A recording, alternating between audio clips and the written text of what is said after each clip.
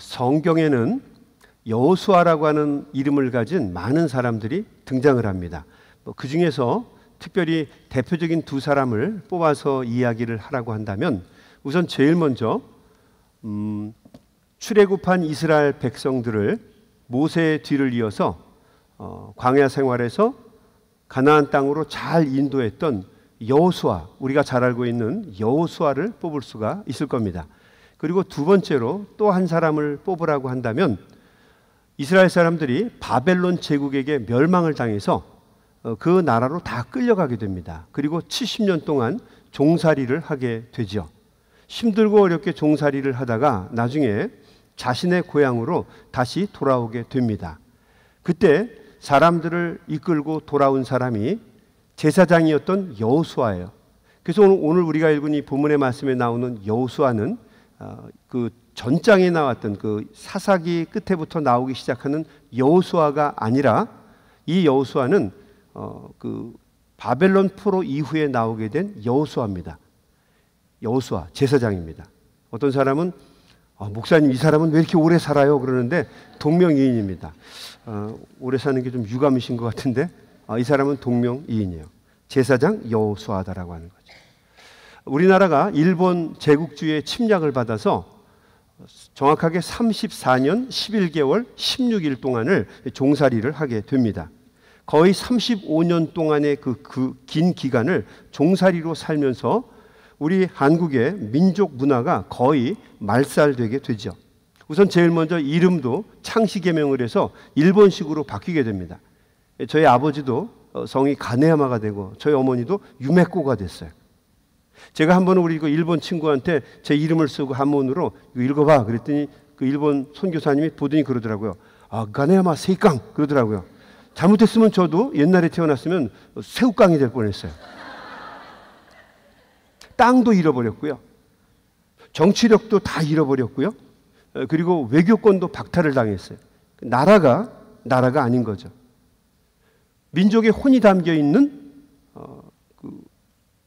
국보급의 문화재들, 이런 걸 거의 다 도굴을 당했어요. 35년이라고 하는 그 긴 세월 동안에 과연 얼마나 남았겠어요? 거의 90% 이상 넘는 그 유물들이 전부 다 일본으로 다 가지가 다 잃어버리게 된 거예요. 이게 얼마나 속상하고 답답한 노릇입니까? 우리의 여성들도 위안부라고 하는 이름으로 끌려가서 유린을 당하고 온갖 치욕을 당해야만 했습니다. 그 영향이 지금까지 우리에게 내려오고 있어요. 35년이라고 하는 긴 세월 동안 종살이로 살면서 이루어지게 된 일들입니다. 오늘 우리가 읽은 본문의 말씀에도 보면 이스라엘이 바벨론에게 유린을 당하는데, 이 기간은 우리가 당했던 그 종살이의 기간의 2배인 70년입니다. 70년. 말하지 않아도 얼마나 망가지고 추해졌는가 하는 것을 능히 짐작할 수가 있습니다.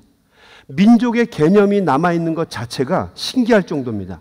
처참하게 망가지고 깨어진 이스라엘 민족. 어떻게 보면 민족이라고 이야기할 수도 없어요. 거렁뱅이 같은 사람들, 오합지졸의 사람들, 거지 떨거지 같은 사람들, 망가지고 망가진 처참한 사람들, 그 몇몇 사람들을 데리고 이 사람들을 이끌고 고국이라고 다시 찾아온 사람이 바로 제사장이었던 여호수아였다고 하는 거죠. 이 스가랴서는 이렇게 소망이 없는 민족, 철저하게 망한 이스라엘 민족을 향해서 하나님께서 그들이 곧 회복될 것이다, 다시 예전의 부귀영화를 회복할 것이다 라고 하는 것을 선지자 스가랴에게 8번의 환상을 통해서 보여주신 하나님의 말씀입니다. 이게 스가랴서예요. 그 중에 오늘 우리가 읽은 본문의 말씀은 4번째로 하나님께서 스가랴에게 보여주셨던 환상의 내용입니다. 그 내용은 예언자 스가랴가 환상 중에 보니까 패망한 이스라엘 민족의 지도자, 제사장이었던 여호수아가 하나님의 천사 앞에 서서 재판을 받고 있어요. 심판을 받고 있습니다. 그리고 그 오른쪽에는 사탄이 서서 아주 적나라하게 이 제사장 여호수아를 조롱하고 비난하고 고소하는 것을 보게 되죠. 왜 고소하는가? 그 이유가 더러운 옷을 입고 있기 때문입니다. 3절 말씀 볼까요? 여호수아가 더러운 옷을 입고 천사 앞에 서 있는지라. 이 더러운 옷을 입었다라고 하는 이 표현은, 여러분, 이 옷이라고 하는 것은 그 사람의 실존적인 모습을 보여주는 상징물입니다. 옷을 보면 대부분 그 사람을 알 수가 있죠. 그래서 우리 옛 어른들은 보면 옷을 잘 입으라고 그랬어요. 여러분도 그런 말씀 많이 들으셨죠? 거지도 옷을 잘 입어야 대우를 받는다고 그래요. 옷을 잘 입어라라고 하는 거죠. 오늘 아침에도 제가 여러분들 이렇게 옷 입은 걸 보니까 아주 지적으로 세련되게 우아하게 잘 입으셨어요. 옷에 모든 그 사람의 정체성이 담겨 있다는 거죠. 학생들은 교복을 입고 군인들은 군복을 입습니다. 간호사는 간호사복을 입고 의사들도 의료 가운을 입어요. 법관들도 법정에서 그들만이 입는 독특한 옷이 있습니다. 나름대로 그 사람의 신분을 상징하는 옷들이 있다는 거죠. 그래서 이 옷이라고 하는 것은 그 사람의 현주소를 가르쳐주는, 아이덴티티를 가르쳐주는 그런 상징물입니다. 출애굽기와 레위기 같은 데 보게 되면 하나님과 백성들 앞에 서서 거룩한 일을 직무하는 이 제사장들은 신령한 옷을 입어야 해요. 그래서 이 제사장들이 입는 이 옷에 대한 이 절차는 굉장히 까다롭습니다. 그냥 간단하게 입고 나오는 게 아니에요. 준비하고 또 세밀하게 노력을 해서 한 치의 오차 없이 아주 옷을 입고 나와야 돼요. 구약시대에 태어나지 않은 게 얼마나 감사한지 모르겠어요. 아주 까다롭게 옷을 입어야 되는데 거룩하게, 신령하게, 권위가 있게 많은 사람들이 보았을 때 하나님의 질서를 느낄 수 있게끔 잘 옷을 입어야 되는 게 제사장의 모습입니다. 그런데 오늘 본문의 말씀에 보면 제사장 여호수아가 입고 있는 옷이 형편없이 망가진 옷이에요. 더러운 옷, 냄새나는 옷. 그러니까 그것은 지금 이 제사장인 여호수아의 현 주소를 가르쳐주는 표현입니다. 그가 얼마나 남루하고 초라하고 부족하고 모자란 모습으로, 죄악된 모습으로 하나님의 천세 앞에 서 있는가 하는 걸 가르쳐주고 있는 거예요. 특별히 이스라엘 사람들은 선민의식이 강했어요. 그들은 율법의 절차에 따라서 굉장히 모든 것들을 아주 철저하게 율법대로 사는 것을 강조하던 사람들이에요. 그런데 70년 동안의 종살이를 통해서 완전히 망가지게 됩니다. 비참하게 이를 데 없이 망가진 거예요. 지금 이 하나님의 천사 앞에 선 이 제사장 여호수아는 목구멍이 포도청이라 이 사람도 먹고 사는 문제 때문에 죄악된 삶을 살아간 거예요. 제사장이라고 한다면 거룩하고 훌륭한 모습을 통해서, 삶의 모습을 통해서 사람들에게 하나님의 이름을 드러내야 되는데 누구보다도 죄악된 모습으로 지금 하나님의 천사 앞에 서 있는 거예요. 특별히 이 제사장은 이스라엘 사람들을 대표하는 사람입니다. 거룩한 지도자이기도 하고 백성들을 하나님께로 인도하는 중보자의 사명을 감당하는 게 바로 제사장의 직무예요. 근데 제사장이 이렇게 망가졌다는 이야기는 다른 말로 얘기하면 선민이라고 생각했던 이스라엘 백성들 모두가 다 하나님 앞에 망가졌다라고 하는 것을 가르쳐주는 말씀이에요. 죄악된 모습, 죄악된 더러운 옷을 이 사람이, 이 여호수아가 입고 있었다고 하는 거죠. 사탄은 그것을 적나라하게 하나님 앞에서 고발하고 있는 것입니다. 사단이 이것을 모독하면서 조롱합니다. 사단의 이 여호수아를 조롱하는 목적은 결국에는 하나님을 조롱하고자 하는 목적이, 의도가 숨어져 있어요. 왜냐하면 전능하신 하나님께서 이스라엘의 백성의 회복을 이미 명령하셨어요. 이제 복역의 때가 끝났고 다시 예전의 영화로운 것을 회복할 것이다. 내가 그렇게 하겠다라고 주님께서 이야기를 하셨는데 사탄은 계속해서 여호수아를 이야기하는 겁니다. 그가 입고 있는 옷을 보십시오. 누구보다도 성결하게 살아야 될 제사장이 더럽습니다. 이 더러운 모습은 이스라엘 백성들의 모습입니다. 하나님, 왜 이렇게 더럽게 사는 사람들을 택하십니까? 이들이 과연 깨끗하게 살 수 있을까요? 이 제사장을 보세요. 이 이스라엘 백성을 보십시오. 이 사람들을 구원하시겠다고요? 하나님 하실 수 있으면 해보세요. 사단이 결국 목적으로 삼고 있는 것은 하나님의 영광을 가리는 겁니다. 이것이 사단의 비아냥이에요. 사탄은 항상 이런 방식입니다. 어떻게든지 우리에게 낙심을 주고 절망하게 만들어서 하나님의 영광을 가리고자 하는 것이 사탄의 목적이에요. 우리 성도들에게도 입술로 자꾸 낙심된 것을 고백하게 만듭니다. 여러분, 우리 성도들은 결코 낙심된 이야기를 해서는 안 돼요. 어떤 일이 있어도 절망해서 부정적이고 하나님의 영광을 가리는 이야기를 해서는 안 됩니다. 이것은 성도들의 본분이에요. 사탄은 계속 끊임없이 우리가 낙심하고 좌절하는 말들을 하게 만듭니다. 그래서 결국에는 하나님의 영광을 가리고자 하는 거죠. 여러분 낙심하지 마십시오. 또 성도들 간에도 결코 다투거나 분쟁해서는 안 됩니다. 싸우면 안 돼요. 서로가 문제가 있고 결함이 있으면 그것을 끌어안고 사랑으로 이해하고 용납해 주어야 합니다. 성도들이 싸우게 되면 사단은 그것을 통해서 하나님의 영광을 가리고자 할 거예요. 하나님의 택하셨다는 성도들 뭐가 낫습니까? 저들도 저렇게 싸움을 하는데 하나님 과연 저들을 통해 영광 받으시겠어요? 하나님을 조롱하고 모독하고자 하는 것이 사탄의 목적이라고 하는 거죠. 교회들 간에도 분쟁해서는 안 됩니다. 하나님의 교회는 모두가 다 귀해요. 큰 교회도 귀하지만 조그만 교회도 귀합니다. 그래서 교회가 교회를 어렵게 하고 힘들게 해서는 안 돼요. 교회는 모두가 하나님의 전이고 세상을 밝혀야 할 빛과 소금의 역할을 감당해야 되는 하나님의 귀한 장소입니다. 그래서 서로가 서로를 사랑해주고 축복해 주어야만 합니다. 사단은 어떻게든지 우리가 망가지도록 우리를 고소하고 비아냥거리고 결국 하나님의 영광을 가리려고 한다는 거죠. 하나님께서 사탄에게 이렇게 이야기하십니다. 4절 말씀, 여호와께서 자기 앞에 선 자들에게 명령하사 그 더러운 옷을 벗기라 하시고, 하나님께서 자기 앞에 있는 천사들에게 이야기하시는 거예요. 당장 여호수아에게 있는 그 옷을 벗겨라. 또 여호수아에게 이르시되 내가 네 죄악을 제거하여 버렸으니 내게 아름다운 옷을 입히리라 하시기로, 내가 말하되, 이 나라고 하는 것은 스가랴입니다. 스가랴가 정결한 관을 여호수아의 머리에 씌우소서 하며 그 곧 정결한 관을 그 머리에 씌우며 옷을 입히고 여호와의 천사는 곁에 섰더라. 전능하신 하나님께서 여호수아의 의복을 바꿔 입게 하셨어요. 다른 존재로 바꾸어 주셨다는 거죠. 더러운 모습, 죄악된 모습, 망가진 모습, 희망이 끊긴 모습, 그 모습으로 나와 있는 여호수아를 하나님께서 보시면서 천사들을 시켜 옷을 바꿔준 거예요. 다른 사람으로 바꾸어 주신 것입니다. 하나님은 능히 그렇게 하실 수 있는 능력이 있어요. 아무리 더러운 죄를 범하고 추악한 모습으로 살아가고 비참하고 초라하고 비루한 모습으로 우리가 있다 할지라도 하나님께서 명령하시면 새로운 세마포로 우리의 인생을 바꾸어 주시면 언제든지 우리의 인생이 바뀔 수 있다라고 하는 것을 우리에게 가르쳐주는 말씀입니다. 아멘. 오늘 우리가 읽은 본문의 말씀, 특별히 2절 말씀에 우리가 다시 한번 깊이 생각해 보아야 될 구절이 있습니다. 2절, 여호와께서 사탄에게 이르시되 사탄아, 여호와께서 너를 책망하노라. 예루살렘을 택한 여호와께서 너를 책망하노라. 이는 불에서 꺼낸 그슬린 나무가 아니냐.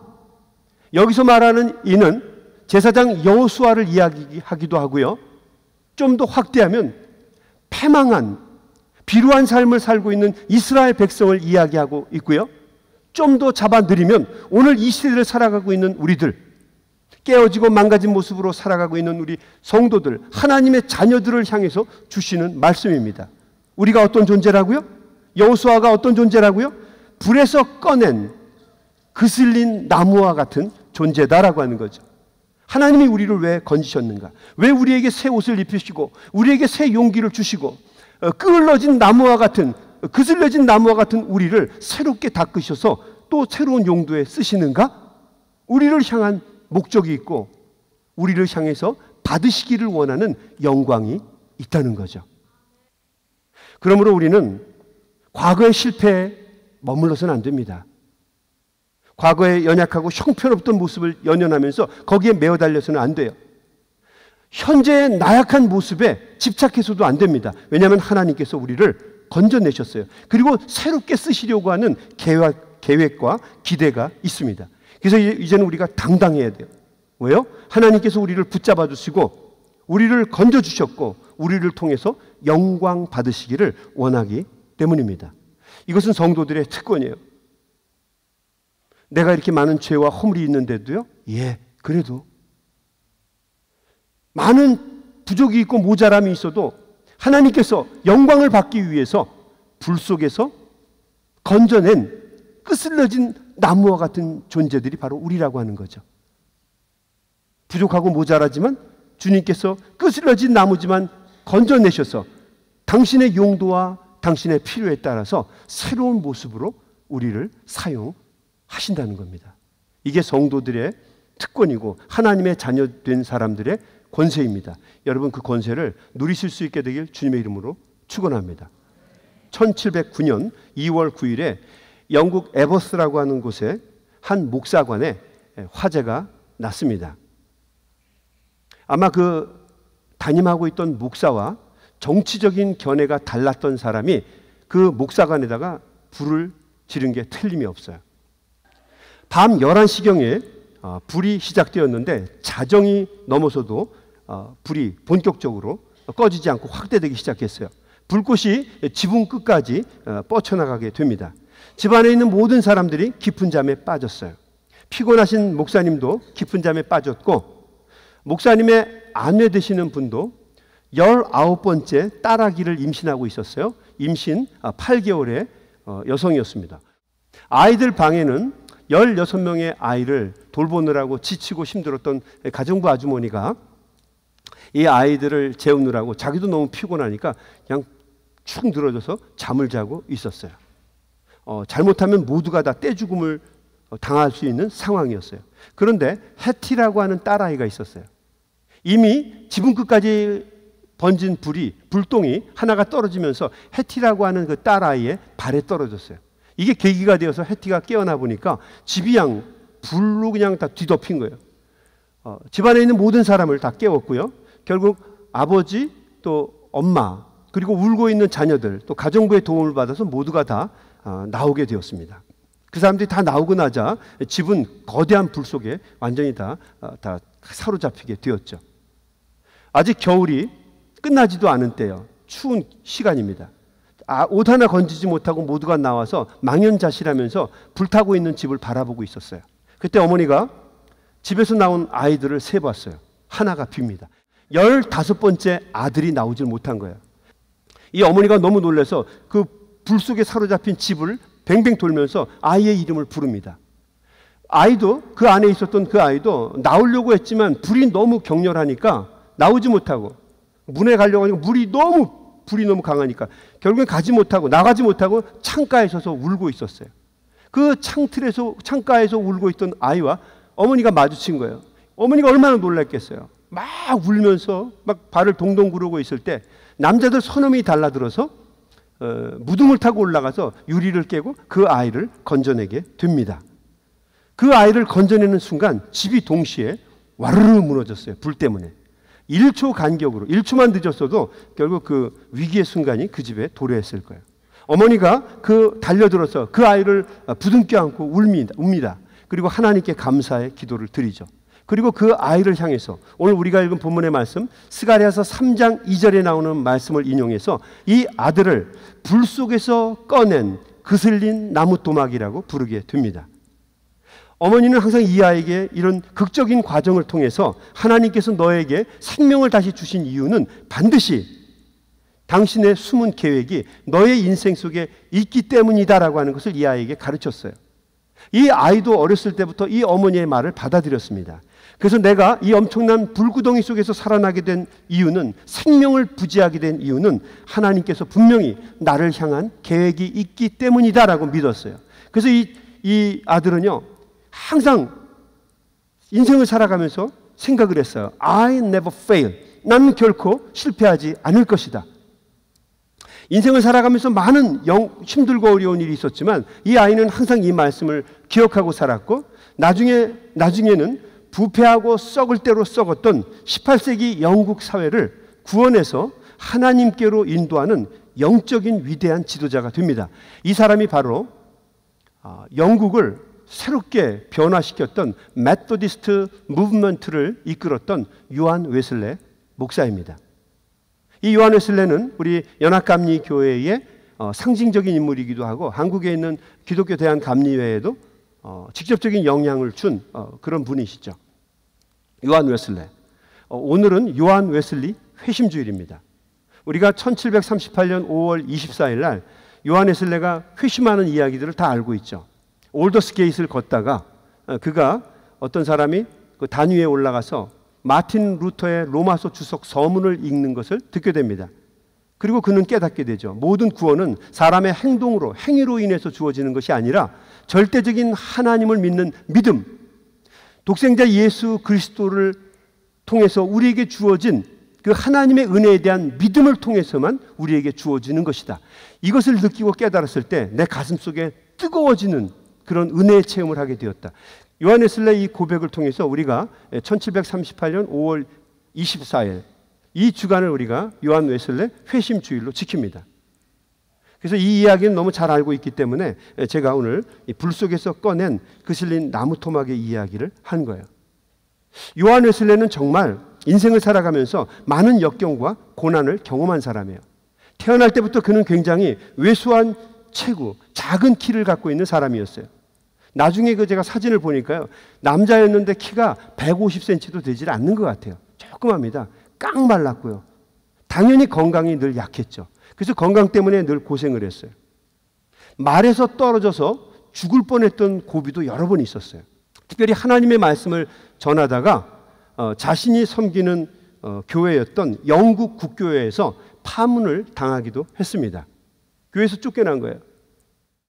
요한 웨슬레는 여러 번 힘든 어려움들을 경험했어요. 특별히 선교 활동에서도 치명적인 실패를 경험합니다. 영국에서 이 미국 선교지로 오게 돼요. 그때는 이 미국이 선교지였거든요. 어디로 옵니까? 이 조지아로 왔어요. 우리가 살고 있는 곳은 좀 유서 깊은 곳이에요. 조지아 중에서도 요 밑에 내려가면 있죠. 좀만 더 내려가면 이 사바나라고 하는 곳으로 들어오게 됩니다. 거기서 사역을 했어요. 네, 실패했습니다. 가족 생활에서도 결코 성공하지 못했어요. 아내하고 늘 불협화음이 있었어요. 결혼하려면 좀 빨리 하든가 안 하고 버티고 버티다가 나중에 자녀를 많이 두고 있는 과부와 결혼하게 되었어요. 사이가 그럼 늦게라도 결혼했으면 행복하게 살면 좋은데 늘 다툼과 분쟁이 있었어요. 요한 웨슬레가 하나님의 말씀을 증거하려고 서기만 하면 아내는 항상 야유를 퍼부었어요. 물그릇을 가지고 와서 물을 껴기도 하고요. 국사발을 가지고 와서 국을 껴기도 했어요. 또 요한 웨슬레가 설교할 때 와서 멱살을 잡고 끌어내리기도 한 적이 있었어요. 그래서 요한 웨슬레는 자기 일기에 이렇게 씁니다. 나는 아내의 박해 때문에 힘들고 어렵다. 이런 아내를 허락하지 않은 하나님께 감사와 영광을 돌립니다. 요한 웨슬레 참 힘들고 어려운 삶이에요. 자녀들도 있었지만 자녀들과 살가운 관계가 거의 없습니다. 그렇잖아요. 어떻게 보면 망가지고 깨어지고 힘들어진 요한 웨슬레. 그러나 하나님께서 요한 웨슬레를 그 불 속에서 타다가 끄슬린 나무 토막으로 건져내신 것처럼 하나님께서 그에게 새 옷을 입히시고 새로운 열정을 주시고 그와 동행해 주셔서 고난 가운데 인도해 주셔서 요한 웨슬레가 믿었던 것처럼 하나님이 나를 건져내신 데는 뜻이 있다. 이 믿음대로 그 말씀대로 요한 웨슬레가 살았더니 하나님이 그를 붙잡으시고 그를 쓰셨어요. 요한 웨슬레는 50년 동안 하나님의 사역을 감당하면서 오늘날로 계산을 하면 지구를 말을 타고 2바퀴 반을 도는 사역을 했어요. 수많은 사람들을 만났고요. 이루 헤아릴 수 없는 많은 영혼들을 구원했어요. 요한 웨슬레가 강력한 복음의 영향력을 사람들에게 증거하면서 다녔는데 요한 웨슬레가 지나간 자리에는 100년 동안 도박과 마약과 매춘과 술집이 없을 정도로 강력한 영향력을 주었어요.